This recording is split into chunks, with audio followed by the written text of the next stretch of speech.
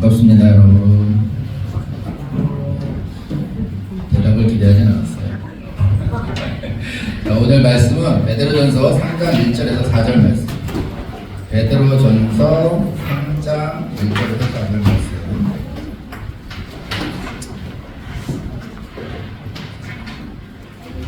베드로전서 3장 1절에서 4절 말씀. 갑자기 남편과 아내 타이틀이 나와서 성경 말씀이 남편과 아내 얘기는 아니니까 같이 한번 읽어볼까요? 3장 1절에서 4절 말씀 다 찾았나요? 베드로전서 3장 1절에서 4절 말씀. 자, 그럼 다 같이 짧으니까 다 같이 읽을게요. 시작. 아내들아, 이와 같이 너희도 너희 남편에게 복종하라. 이것은 누가 말씀에 순종하지 아니하여도 그들 또한 말없이 아내 행실을 통해 얻으려 함이니 두려움이 동반된 너희의 정숙한 행실을 그들이 눈여겨 보느니라. 너희는 머리를 닦고 금으로 치장하거나 옷을 차려입는 그런 외적 단장으로 단장하지 말고 오히려 마음에 감춰진 사람으로 단장하라. 그것은 하나님의 눈앞에서 지극히 값진 것이요 썩지 아니한 것이니 즉 온유하고 조용한 영의 장식이니라. 잠깐 기도하고 말씀 나눌게요. 하나님 아버지 감사합니다. 오늘도 이렇게 귀한 시간을 주셔서 감사합니다. 또 많은 우리 학생들이 나와서 주님 앞에 영과 진리의 예배를 드릴 수 있도록 인도하시니 감사합니다. 오늘은 저희가 지금까지 신약교회에 대해서 같이 말씀을 나눴는데 오늘은 교회 생활에서 가이드가 될 수 있는 몇 가지 주제를 가지고 이야기를 나누려고 합니다. 저에게 지혜를 주셔서 이 말씀을 주님의 뜻에 맞게 바르게 전달할 수 있도록 도와주시고 또 이 말씀을 듣는 우리 학생들도 주님의 말씀에 순종하는 마음으로 받을 수 있도록 인도해 주시기 원합니다. 예수님 이름으로 감사를 드리겠습니다. 아멘. 우리가 계속 이제 교회에 대해서 이제 얘기를 하고 있는데 지난주에 우리가 뭐 했죠, 여러분? 주의 만찬 다 했어요, 이렇게? 포도주와 빵을 떼면서 그러면서 우리가 주의 만찬은 어떤 의미를 가지고 있다고 얘기를 했어요. 그래서 이렇게 배웠잖아요. 기억을 하면서 무엇을 기억하는 것으로 여러분 이런 마음으로 주의 만찬에 한번 임했나요? 이번에 못했다고 하면 다음 분기에 주의 만찬 할 때 그때 한번 다시 한번 마음에 새기면서 우리가 신약교회에서 규례가 두 개가 있어요. 우리가 지켜야 되는 규례가 뭐가 뭐였어요?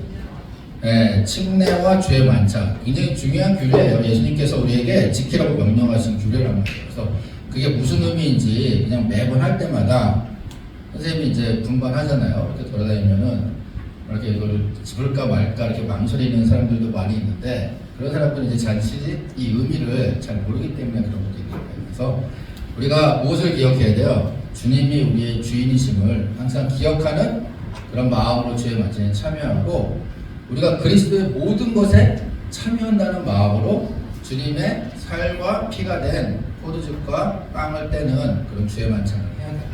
알겠습니까? 그래서 그분의 모든 것에 참여한다는 건 그분의 영광에 우리가 같이 참여하는 거예요. 하나님의 영광 얼마나 위대해요. 하나님의 권세 모든 권세를 다 갖고 계시잖아요. 우리가 거기에 참여하는 거라고요. 하나님의 의, 위엄, 아름다움, 거룩함 하나님의 본성에 참여하는 것이고 예수님의 고난에도 우리가 같이 참여하는 거예요. 우리가 오직 주님만을 섬기겠습니다 하는 쇠약의 마음을 가지고 여러분이 주의 만찬에 참여를 했으면 좋겠어요. 이번에 그렇지 않더라도 다음 주의 만찬 때는 꼭 기억하시고 같이 이렇게 참여를 했으면 좋겠습니다. 아니요, 다음 분기 할 때 그때 같이 고민을 해보십니다. 자, 오늘은 교회 이제 생활에 대해서 한번 얘기를 하는데 오늘 제목이 뭐였어요? 사랑 침례교회 생활 가이드, 복장, 언어, 미디어 이런 것들. 여러분 이게 우리 교회 이렇게 교회 생활 가이드라고 해서 나눠주고 있어요. 새로 오신 분들이 우리 교회 생활에 적적하게 해서. 여러분들은 우리 교회 생활 좀 많이 했죠? 우리 교회 분위기가 어떤 것인지도 많이 알죠. 그래서 복장에 대해서 좀 먼저 얘기를 해야겠어요. 여러분 공예배를 드릴 때 그럼 복장, 옷차림, 치장 이런 거에 대한 규례가 필요한가요? 예? 그냥 교회만 오면 되는 거 아닌가? 교회 오는 것만으로도 엄청난 대단한 일인데 왜 이런 교회 복장 이런 것들을 이제 근데 우리가 교회 왜 오냐 이런 것에 대해서 한번 여러분들 고민을 한번 해봐야 될 것 같아요. 교회 오는 목적은 뭘까요? 하나님에 대해서 예배를 하는 거죠. 그죠? 예배에 대해서 예배의 주인은 누구세요? 하나님이에요. 그래서 우리가 단지 교회에 오는 것뿐만 아니라 제대로 된 자세가 필요한 거. 너무 당연한 얘기예요. 여러분 많이 들었고 이게 뭐 진부해 너무. 근데 이게 진부하지만 선생님 예전에 이제 선생님 후배가 이제 있었는데 그 후배가 결혼을 했어요. 남자 후배인데 결혼해가지고 이 친구도 믿는 사람이고 그 부인도 이제 믿는 가정이에요. 그 가정에. 그래서 이제 그 부인의 교회에 이제 갔어요. 이 친구는 선생님 후배는 평소에 이렇게 교회 갈 때 좀 편한 복장으로 가는 사람이었어요. 약간 청바지에 운동화 그냥 이렇게 라운드 티, 약간 이렇게 반팔티 같은 이런 걸 입고 딱 갔는데 딱 가자마자 이제 가서 예배 끝나고 나와서 그 처가 식구들하고 같이 이렇게 밥을 먹는데 그 장인어른이 그 친구가 이제 서시였는데 서서방 하면서 아니 교회에 오는데 이렇게 좀 단정한 모습으로 하고 와야 되지 않을까 이렇게 얘기했는데 선생님한테 저한테 그 얘기를 해줬어요. 그랬어요. 근데 그때 선생님은 그 후배의 입장에 좀 가까웠던 사람이었어요. 아 그렇지 좀 편하게 그냥 가면 예배를 드리러 가는 건데 이제 예배를 편하게 드리면 되겠지라고 이런 생각을 했었는데 선생님 지금 생각은 바뀌었어요. 그때 선생님이 잘못 생각하고 있었던 거예요. 내가 교회를 가는데 교회에 가서 드리는 예배의 주인이 누구신가 선생님 그거를 잘못 생각하고 있었던 거예요. 예배는 내가 말씀을 들으러 간다고 생각했던 거지. 여러분도 그런 생각을 가지고 교회에 오진 않나요? 그냥 목사님이 전하시는 말씀을 내가 들으러 교회에 오는 거다. 이게 예배라고 생각하는 건 아닌데요. 그건 잘못된 거예요. 예배를 우리는 드리러 오는 거예요. 하나님께, 예수님께 예배를 드리러 오는 거예요. 그래서 그런 예배를 드리는 자의 자세가 필요한 거예요. 그렇기 때문에 우리에게는 어떤 이런 규례가 어떤 자세로 오느냐, 어떤 목적으로 오느냐 하는 것이 중요한 문제가 될 수가 있죠. 우리는 뭐예요? 구원받은 사람들은 지난번에 배웠어요. 부름을 받은 사람들의 모임, 그런 사람들이 교회예요. 교회에서 여러분들은 다 교회로 불려 모였고 예수님께서 우리를 그분의 자녀로 신부로 삼아주셨어요.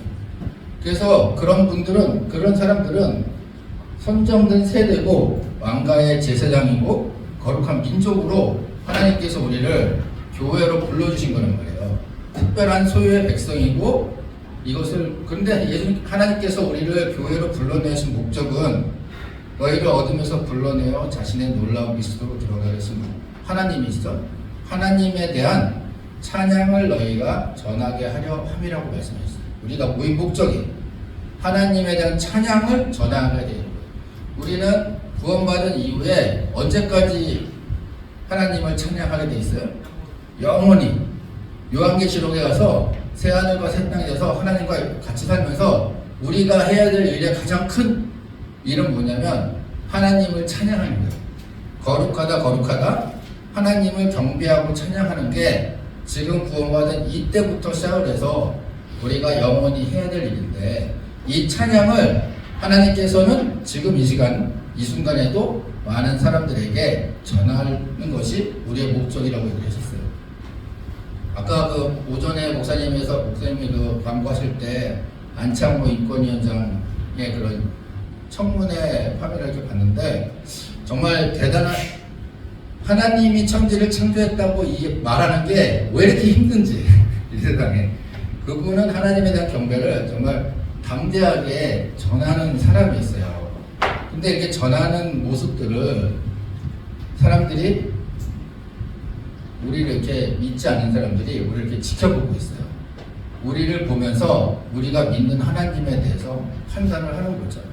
우리가 그냥 경홀히 하나님을 찬양하고 예배하고 있으면 믿지 않는 사람들은 그 하나님을 정말 만만한 하나님으로 볼 거예요. 그죠? 우리가 그냥 아무런 옷이나 막 이렇게 입고 아무런 경건함이 없이 하나님을 찬양한다고 하고 예배를 드린다고 하면은 믿지 않는 사람들은 그 하나님은 그냥 만만히 대해도 되는 그런 사람들이라고 생각을 할 거란 말이죠. 오늘 읽은 본문이 베드로전서 3장 1절부터 4절인데 오늘은 남편과 아내에 대해서 얘기하려고 이 본문을 전하는 건 아니에요. 이 본문에 보니까 아내들아 이와 같이 너희도 너희 남편에게 복종하라. 이것은 누가 말씀에 순종하지 아니하여도 그들 또한 말없이 아내의 행실을 통해 얻으려니. 여기서 말씀에 순종하지 아니하여도 그들이라는 것은 믿지 않는 사람들이죠. 이 믿지 않는 사람들도 그 아내를 가만히 보고 있단 말이에요. 하나님을 믿는 사람들의 그 아내를. 그래서 그들이 정말 하나님의 말씀에 순종해서 정숙한 행동을 하고 있는지 그들을 눈여겨보고 있다고 말씀을 하는 거죠. 요즘 여러분 기독교 말씀을 전하기가 너무 어려워요. 여러분 기독교를 사람들이 뭐라고 불러요? 네? 탈레반.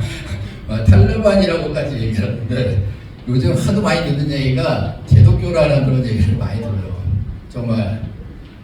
그러니까 선생님도 이렇게 같이 회사에서 사람들이랑 얘기를 하다 보면 이런 약간 종교적인 얘기가 나오면 좀 약간 피하게 돼요. 왜냐면 그들과 논쟁을 하고 막 다퉈야 되니까. 근데 그들의 인식이 너무 좋지 않아요. 기독교라는 그런 인식이 너무 많죠. 근데 물론 그게 사탄의 전략이에요. 사탄의 전략이 기독교를 그런 부정적인 이미지로 몰고 가는 그런 것들이 있지만, 하지만 그러면 그 이면에는 또 우리들의 잘못도 있어요. 너무 세속적이고 믿지 않는 사람보다 더 타락한 모습을 보여주는 그런 사례들이 있으니까 사람들이 그걸 보고 그렇게 우리를 판단하는 거예요. 기독교에 대해서. 그것처럼 믿지 않는 사람들은 항상 믿는 사람들을 바라보고 있단 말이에요. 그랬을 때 우리가 올바른 모습으로 그들에게 올바른 모습을 보여줘야 돼요. 어떤 모습? 평소의 행실뿐만 아니라 예배를 드릴 때 모습도 경건한 모습으로 하나님께 예배를 드리는 모습을 그들에게 보여줘야 된단 말이에요. 예전에 선생님도 이제 막 드럼 치고 막 락 같은 음악 하면서 막 뛰면서 막 그걸 했는데, 그때는 선생님이 막 그게 정말 영적으로 좋은 건지 알고 선생님도 막 엄청 많이 뛰었어요. 막 이렇게 천장에 닿을 만큼 막 손을 들고 뛰었단 말이에요. 아니 그 처음 이제 오는 사람이 저한테 아니 이렇게 전혀 그러실 것 같지 않은 분인데 어떻게 그러시냐고. 근데 그때는 그게 굉장히 좋은 건 줄 알았고, 근데 그 모습을 처음 보는 사람들은 굉장히 좀 부정적이었어요. 막 소리를 방언을 한다고 소리를 지르고 막 뛰고 이런 모습들이. 그런 사람들이 봤을 때 하나님을 제대로 성경을 통해 만나지 않으면 그들이 하나님을 어떻게 생각할까요? 굉장히 고대에 나오는 막 사람이나 짐승을 막 불에 태워서 제물로 바쳐야 되고 자기 몸을 찢는 이런 바알 숭배자들의 그런 신들하고 동일하게 생각을 할 거죠. 근데 하나님은 그러신 분은 아니잖아요. 하나님은 굉장히 이성적이신 분이에요. 그런 것처럼 그들이 우리를 지켜보고 있기 때문에 우리가 교회에서 예배드리는 이 자세도, 물론 우리의 마음이 먼저 하나님을 향해서 올바르게 서 있어야 되겠지만 그것뿐만 아니라 그 마음에서 나오는 우리의 자세도 동일해야 된다. 그래서 그 다음에 너희는 머리를 닦고 금으로 치장하거나 옷을 차려입는 그런 외적 단정을 하지 말고 오히려 마음에 감추어진 사랑으로 단정을 하라 그랬어요. 우선 먼저 되는 게 우리의 마음이 우선이에요. 하지만 그렇다고 해서 그 마음에서 나오는 모습이 이렇게 머리를 따고 금으로 치장하고 외부적으로 드러내려고 하는 그런 모습은 되어지지 않겠죠. 그것은 하나님의 눈앞에서 지극히 값진 것이요 썩지 아니하는 것이니 즉 온유하고 조용한 영적 장식입니다. 여러분, 사람은 우리가 처음 만나면 그 사람하고 이제 인사를 하고 교제를 하잖아요. 대화를 한단 말이에요. 서로 이렇게 말을 하면서 그 사람에 대해서 알게 돼요. 근데 처음에 실제적으로 우리는 그 사람의 옷차림이나 어떤 외모적인 것에서 그 사람과 1차적으로 대화를 하고 있는 거예요. 그죠? 딱 보고 일단 저 사람은 어떤 사람이구나. 약간 막 화장 막 진하게 하고 머리도 막 사자머리 같이 막 이런 식으로 하고 옷도 이상하게 막 하고 문신을 하고 있고 이런 사람들에 대해서는 1차적으로 그 사람이 어떤 사람이라는 거를 말을 하기 전에도 알 수 있단 말이에요. 그래서 우리의 복장이나 이런 치장은 상대방과 대해야 하는 1차적인 관문이에요. 그렇기 때문에 이 복장이라는 것도 굉장히 중요한 거죠. 우리가 이제 책을 이렇게 보면은 제목이 있어요. 제목 보면은 그 책의 내용이 뭐라는 거를 사실 자세하게 알 수는 없지만 사람은 그 사람의 옷차림을 통해서 일체적으로 파악을 할 수가 있어요. 그 사람의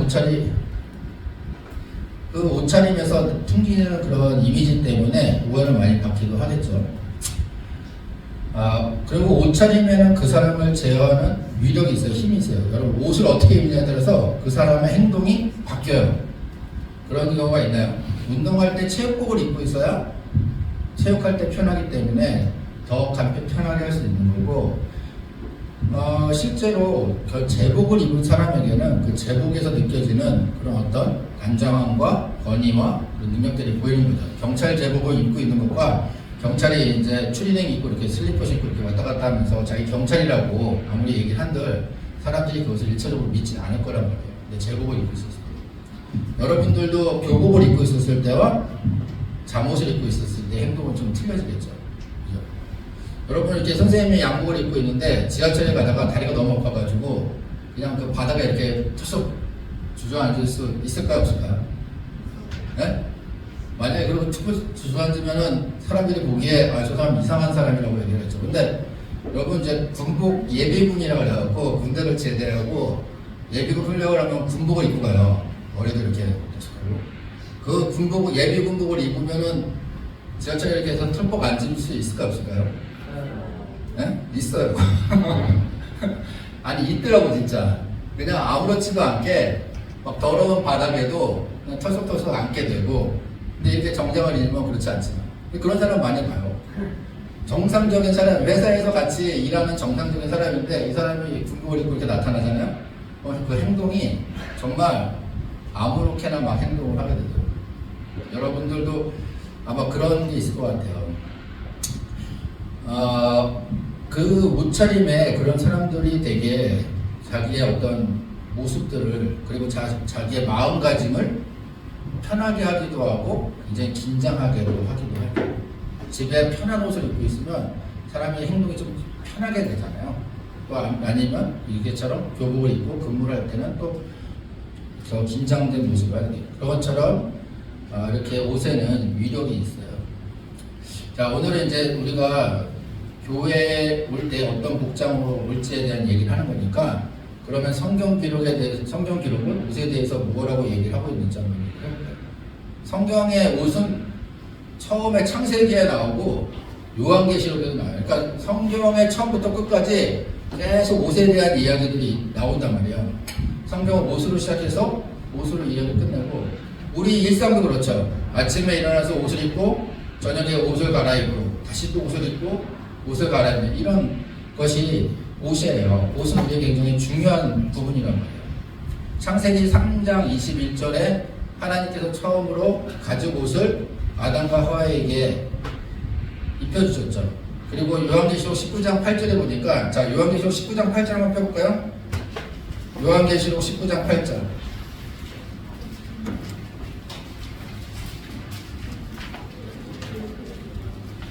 우리가 마지막 때 어떤 옷을 입을까? 19장 8절. 깨끗하고 흰 고운 아마포 옷을 차려입는 것이 그녀에게 해롭됐으니, 그녀는 우리 믿는 자들이죠. 예수님의 신부된 자, 허락됐어요. 그 고운 아마포는 성도들의 은이라 하더라. 이와 같이 성경에 처음에 하나님께서 아담과 하와의 가죽 옷을, 뭐 좋은 일 있나? 이렇게 둘이 서로 죽고 못 사는 거야. 자, 가죽 옷을 만들어 주신 이후에 계시록 19장 18절에 보듯이 마지막에도 고운 아마포 옷을 우리에게 입혀준다 그랬어요. 피조물 중에서 피조물이 많아요. 사람, 인간을 창조하셨고 여러 동물들을 창조했고 하늘의 천사들, 영적 존재들을 다 창조했는데 그 중에 옷을 입는 피조물은 인간밖에 없어요. 그죠? 그만큼 옷이라는 것은 사람에게 되게 중요한 것이에요. 근데 성경 기록을 보니까 우리는 옷을 벗고 벌거벗음에 노출되는 것이 아니라 옷 입기를 성경은 강조하고 있다, 말씀하고 있단 말이에요.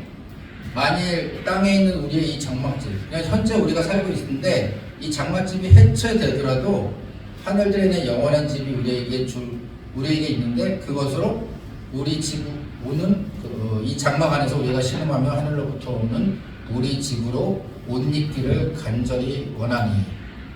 우리가 옷 입고 있으면 벌거벗은 채 드러나지 아니하리라.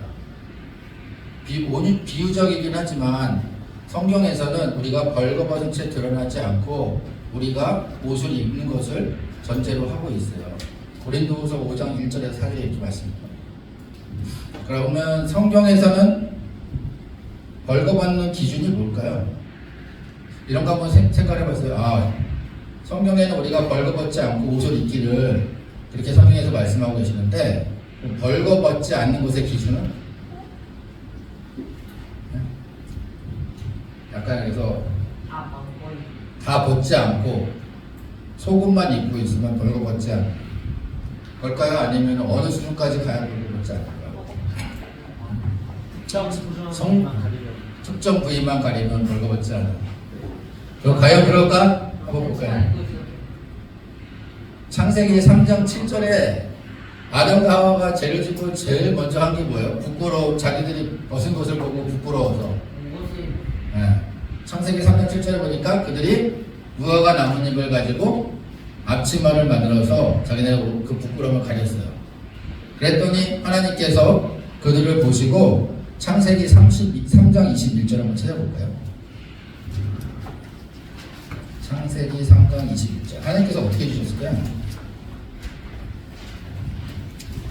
3장 21절 사람들이 앞치마를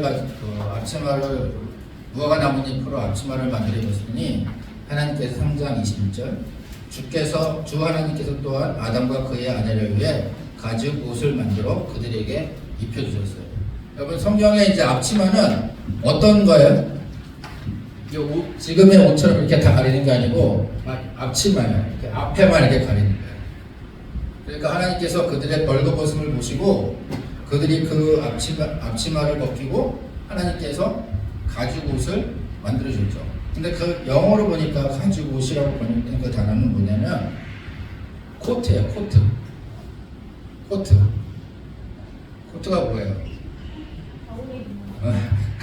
코트가 뭐예요? 선생님 잘 설명을 못하겠네. 롱코트도 있고 숏코트도. 어느 정도는 코트는 이 앞뒤를 다 가리는 거죠. 어디까지 가려야 되는 거예요? 아니 숏코트도 있잖아. 롱코트도 있고. 과연 하나님께서 어디까지 만들어 주셨을까요? 벌거벗지 않게 하나님께서 이 코트를 만들어 주셨는데 그럼 그 벌거벗지 않는 건 어딘가? 넓적다리. 출애굽기 28장 42절 한번 펴보세요. 출애굽기 28장 42절.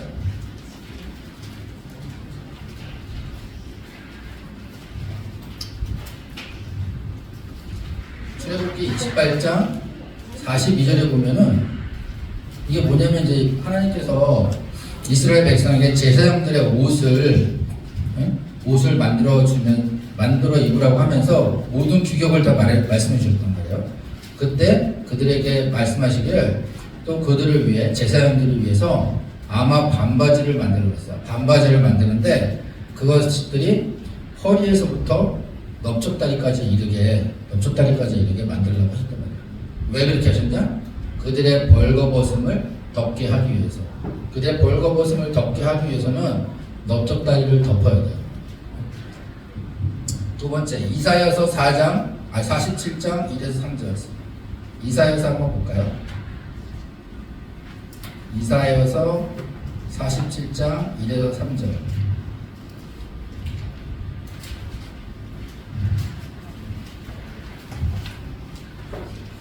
이사야가 이제 이스라엘 백성들의 그 죄를 말하면서 이렇게 얘기했어요.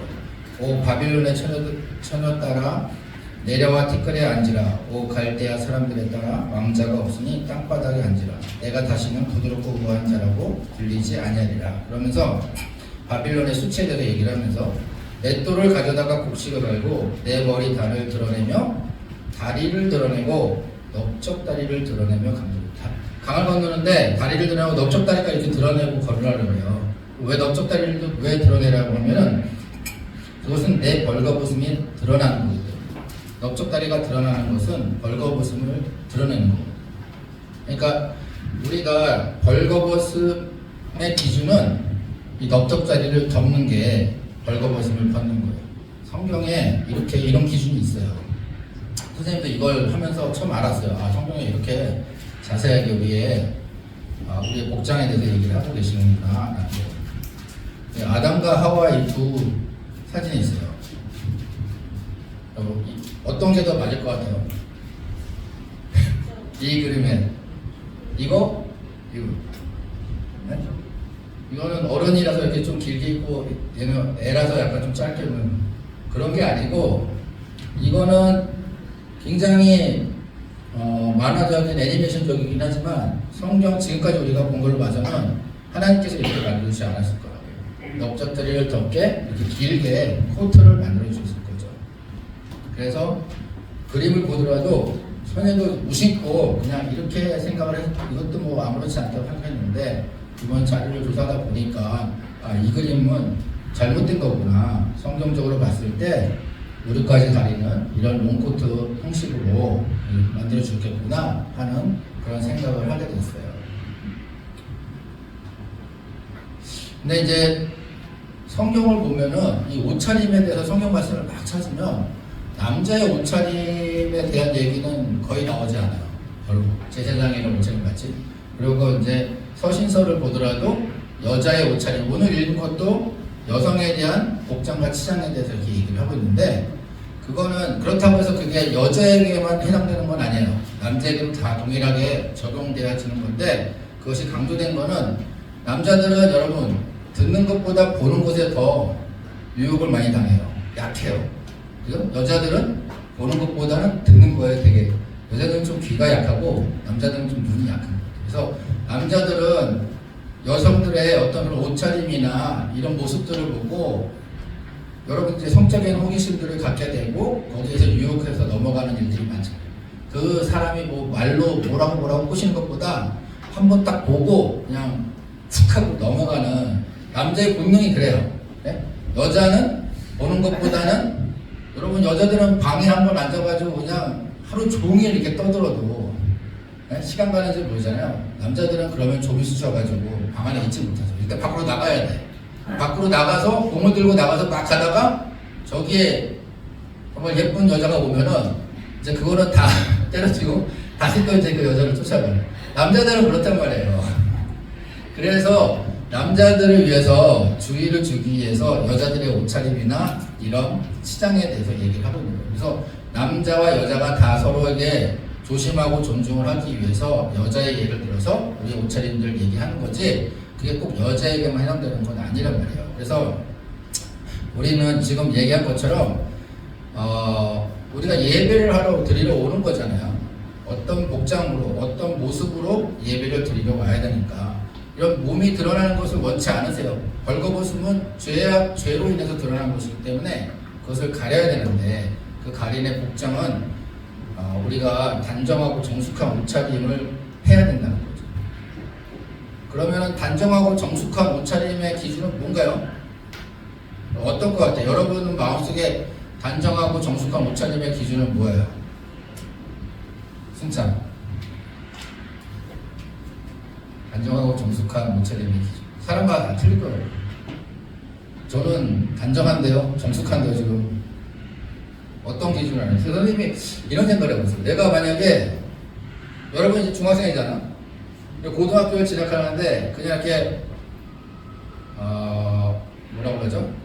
추첨해가지고 이렇게 들어가는 그런 학교가 아니라 자기가 이제 면접을 봐서 들어가야 되는 학교를 이제 준비하고 있어. 응? 그래서 뭐 자사고나 특목고나 아니면은 뭐 외고라든가 이런 학교를 들어가서 면접을 가야 돼. 그럼 여러분 면접을 어떤 옷을 입고 갈 것 같아요? 지금 입고 있는 옷을 입고 갈 사람? 어? 지금 입고 있는 옷을 입고 가도 될까요?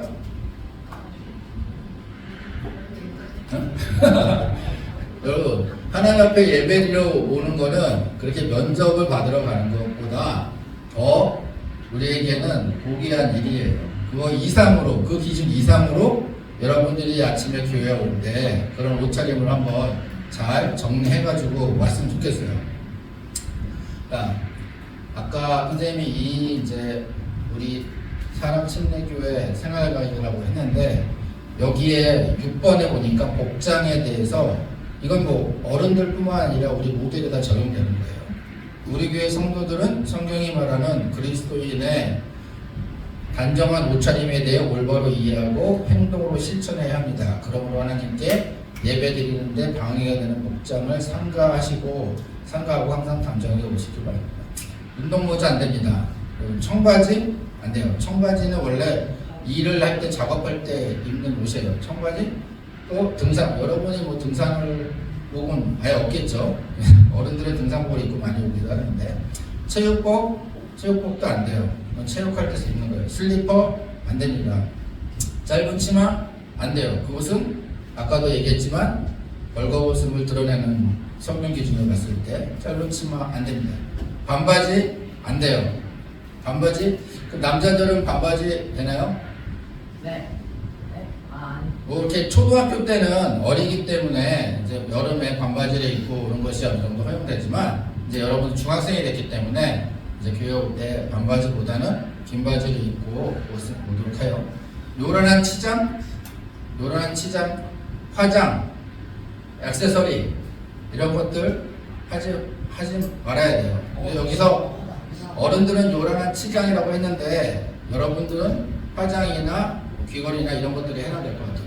화장은 원래 이제 나이가 좀 이렇게 들고 하면 여러분처럼 이렇게 깨끗한 피부가 아니에요.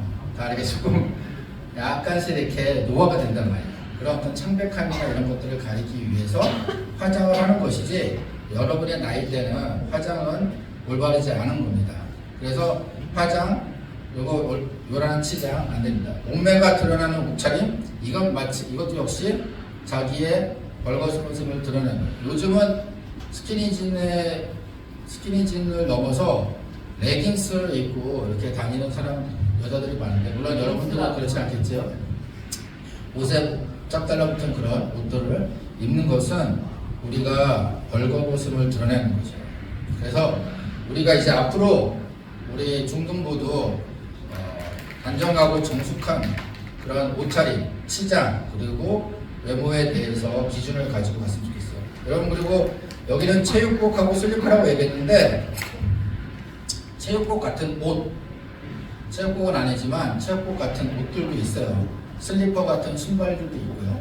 이런 유의 일들 그리고 화장하지 않고 갔으면 좋겠습니다. 그래서 이런 것이 왜 이런 것들을 우리가 해야 된다고요? 믿지 않는 사람들이 우리를 지켜보고 있어요. 우리를 통해서 우리가 드리는 이 예배를 통해서 하나님을 그들은 생각을 하는 거예요. 우리의 단정하고 정숙한 옷차림과 경건한 예배를 통해서 우리가 하나님을 찬양하는 모습을 제대로 보여줄 수가 있는 거예요. 그래서 옷차림은 이렇게 얘기를 하고 언어에 대해서 이거 간단하게 끝낼까요? 우리가 교회에 오는 것은 예배를 드리러 오는 것과 또 뭘 하기 위해서 오죠? 교제를 하기 위해서 오는데 근데 교제를 하는데 여러분 이 말이라는 게 되게 중요해요. 그죠? 말에는 굉장히 능력이 있어요. 하나님이 온 세상을 말씀으로 만드셨기 때문에 이 말은 굉장히 중요한 것이죠. 말에 의가 어렵게 되기도 하고 심판을 받기도 한다. 마태복음 한번 읽어볼게요. 마태복음 12장 34절. 마태복음 12장. 깜짝 놀랐어요, 선생님. 앞으로 선생님들 말조심을 좀 해야겠구나 하는 생각을 했는데 마태복음 12장 34절부터 37절 보니까 34절 오 독사의 세대야 이게 독사의 세대 독사한테만 하는 줄 알았더니 선생님한테 해당되는 말이더라고요. 너희가 악하니 어찌 선한 것들을 말할 수 있느냐 입은 마음에 가득한 것을 말하냐. 우리 말은 우리 마음속에 있는 것들을 보고 되는 거예요. 선한 사람은 마음에 선한 보고해서 선한 것들을 내고 선한 사람은 선한 말을 내겠죠. 악한 사람들은 악한 것을 내는데 근데 이렇게 내고 끝나면 모르겠어. 근데 그 뒤에 이런 얘기가 있어요. 그러나 내가 너에게 이르니 사람들이 무슨 쓸데없는 말을 하든지 어떻게 된다고? 무슨 쓸데없는 말을 하든지 어떻게 된다고? 심판날에 그것에 대해 회개보고를 해야 돼. 우리가 하는 모든 말에서 하나님께서 우리가 한 말에 대해서 다음 동영상을 보여줄 텐데 나중에 하나님 심판대 있었을 때 하나님이 너희가 한 말에도 다 심판하신단 말이에요. 이게 될까? 판결하기 23년 만에 다시 국민으로 지정했습니다. 단 이런 소문하고 정성스럽게 했다는 분이 있습니다. 그런데 우리 청년들의 사과는 말과 같은 상당 부분이 욕설과 비속어로 분모하고 있습니다. 그 실패를 4년이 있다가 공적 수행입니다. 여러분들의 대화는 아닐까요? 뭐라는? 학교를 마치자마자 게임을 하는 초등학생들. 대화의 절반 이상이 욕설입니다.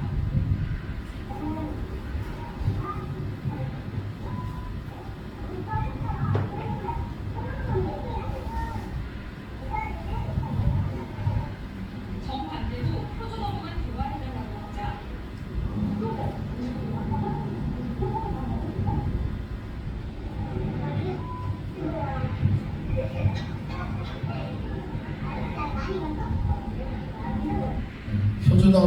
표준어로 하려니까 대화를 못하고 있어요, 학생들이. 이게 10년 전, 선생님 자료를 보니까 10년 전 이 뉴스인데, 그때 중학생이었으니까 지금 뭐 대학생이나 이렇게 됐겠죠? 지금도 저렇게 삐리리 하면서 얘기를 하고 있을 것 같아요.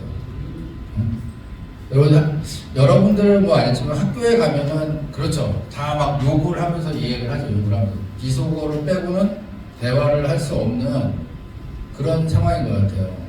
그러니까 선생님 딸이 이제 하은이가 있잖아요. 중3 하은이가. 그래서 학교를 이제 그만둬서 그 하은이 대신에 다른 애가 이렇게 들어왔어요. 근데 이제 저 들은 얘기인데 그 애가 자기 엄마한테 가서 이제 이 학교에 대해서 얘기하는데 엄마, 이 학교는 되게 신기해. 애들이 욕을 안 해. 그 학교는 이제 기독교 대안학교거든요. 학생들이 이제 대화를 하는 욕을 하는데 대화를 욕을 안 해. 그러면서 되게 신기해. 어떻게 근데 서로 대화가 돼. 라는 거예요. 자기는 욕을 안 하고는 대화를 할 수 없었는데 그 안에서 욕을 안 하고 대화를 하는 게 되게 어려운 그런 모습인가 봐요. 여기도 이 학생들도 그 욕을 빼고 얘기를 해보려니까 설명을 해보니까 설명을 못 하잖아요. 그 정도로. 그리고 우리 대화라는 건 되게 말하는 건 되게 중요한 건데 근데 어떻다고요? 우리가 한 말이 심판날에 그것에 대해 회개복을 하다고 했어요. 여러분들이 하는 말에. 나중에 하나님 앞에 갔는데 다 삐리리야. 어떡할 거야? 여러분들이 살면서 한 말이 다 삐리리리 해가지고 하면은 그 회개복, 하나님 앞에서 회개복을 할 수 있겠어요? 우리가 하고 있는 지금 이 순간에 이 말들도 되게 조심해서 해야 될 거예요. 나중에 다 심판을 받습니다. 그럼 우리가 비속어나 이런 것들을 하지 않는 건 당연하고 조금 더 교양 있는 그런 말들을 하기 위해서 잠깐 이걸 한번 볼게요.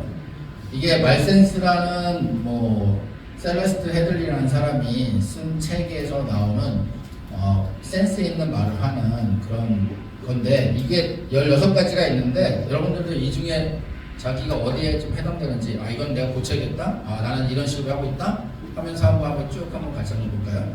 첫 번째는 주인공이 되고 싶은 욕구를 참아야 대화할 때 대화할 때 상대하고 대화할 때 내가 그냥 모든 것들을 다 주도해가지고 다 설명을 하려고 하는 그런 욕구를 참아야 된다. 그래야 센스 있는 대화가 될 수 있는 거예요. 두 번째, 선생님이 되려는 욕심을 부여해요. 뭐든지 이렇게 가르치려고 하는 사람이 있어요. 자기가 많이 알고 있다고. 누구라고? 그렇지. 여러분 속으로 우리 엄마 아빠 아니면 뭐 선생님 이런 사람 생각할 텐데 그렇게 일방적으로 얘기하는 거는 대화에서 좋은 건 아니에요.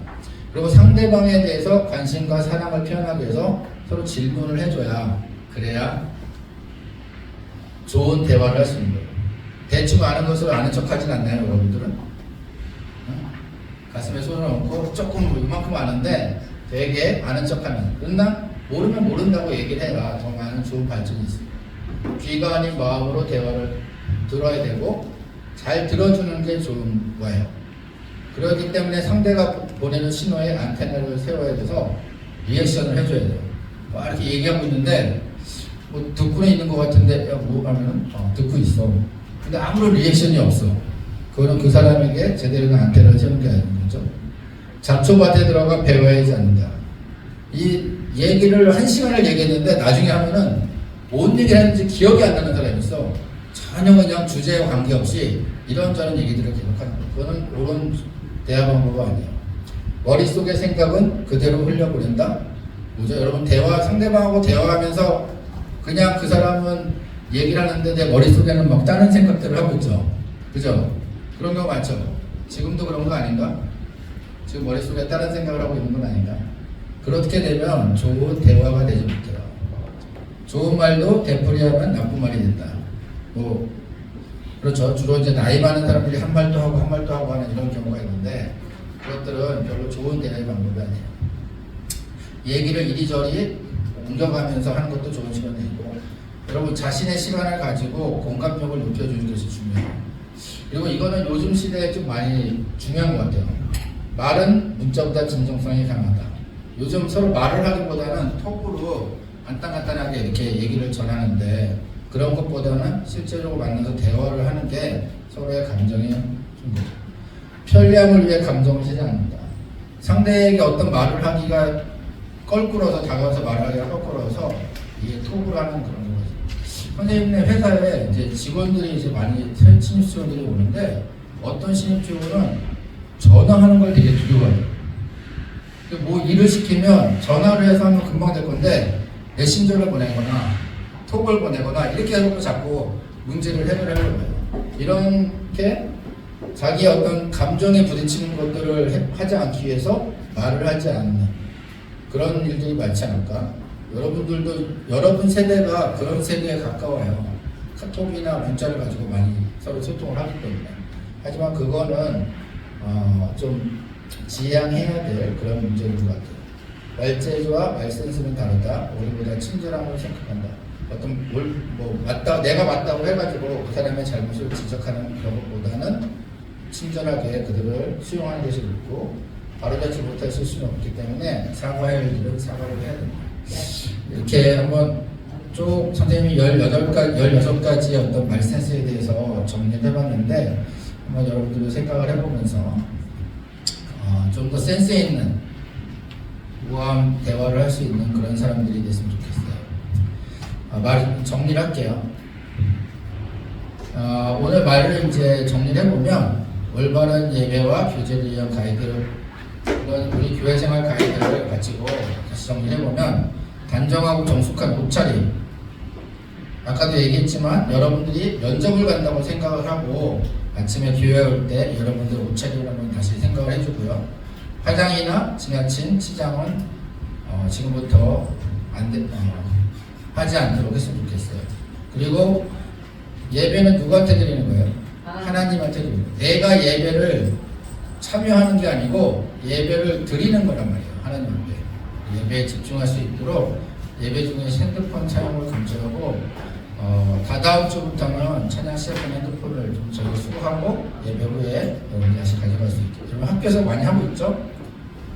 그리고 지혜로운 언어 사용을 해서 비속어나 욕설을 은연중에 나오더라도 그것을 잘 여러분들이 체크하고 비속어나 욕설을 하지 않도록 그렇게 해줬으면 좋겠어요. 그래서 이렇게 우리가 오늘 오전에 말씀도 뭐예요? 우리가 성화되어가는 과정이에요. 하나님의 사랑으로 단정한 또 정숙한 옷차림뿐만 아니라 교회 생활에서 성숙한 그리스도인이 되어가는 그런 아주 작은 부분들이기 때문에 여러분들이 이게 통제다 아니면 규율이다 이렇게 생각하지 마시고 내가 누구를 위해서 이 시간에 나와서 예배를 드리는가를 한번 생각을 해보세요. 하나님께 드리는 예배라는 걸 생각하고 우리가 가지고 만들어간 이 가이드를 여러분들이 잘 지혜롭게 받아들이고 실천해 줬으면 좋겠어요. 기도하고 마치도록 할게요. 하나님 아버지 감사합니다. 오늘 우리가 올바른 예배와 교제를 위한 가이드를 좀 같이 공유하는 시간을 가졌습니다. 하나님 아버지 이것들이 우리의 어떤 생활을 제한하거나 제어하는 그런 것이 아니라 우리가 하나님 앞에 좀 더 경건한 모습으로 나아가기 위한 우리의 마음에서 나오는 그런 행동들이 될 수 있도록 인도해 주시기 바랍니다. 처음에는 부담스럽고 잘 되지 않겠지만 오랜 시간에 우리가 성화의 과정을 거쳐 나가듯이 이러한 일들도 우리가 하나하나씩 실천해 나감으로써 하나님 옆에 더욱더 구별되어지는 경건한 사람으로 나아갈 수 있도록 인도해 주시기를 원합니다. 예수님 이름으로 감사하며 기도했습니다.